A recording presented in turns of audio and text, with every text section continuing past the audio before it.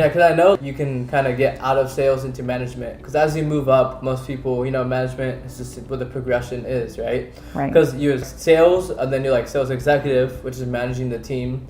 But in your company, you're able to kind of there's more avenues for sales maybe than others. But that's interesting. So a lot of people, this may not apply to you because I think you're pretty extroverted.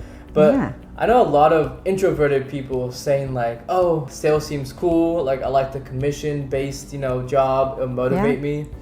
So from your experience, since you've, cultivated a lot of salespeople, do you think you have to naturally be this extroverted, charismatic person? Or do you think it's a skill and, work ethic and, all that stuff?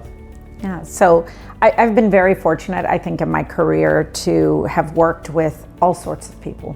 And I think when people think about sales, they naturally gravitate and say, well, if somebody's an extrovert, they're going to be the person that excels. And I think they bring some great things to a sales role. They're naturally the person who's going to go network. They're going to be the person who's social. They're not afraid of going cold calling. They're not afraid of picking up the phone, right? They naturally are inclined that way. And so an extrovert brings all of that. They bring energy, they bring passion, they're excited about that. On the other hand, an introvert, I think, brings a skill that sometimes is overlooked, and it's something that is so fundamental to selling. And I would say that skill is active listening, right? So introverts are amazing listeners.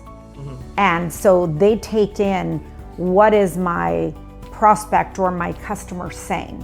They listen before they respond, right? And so people connect with them.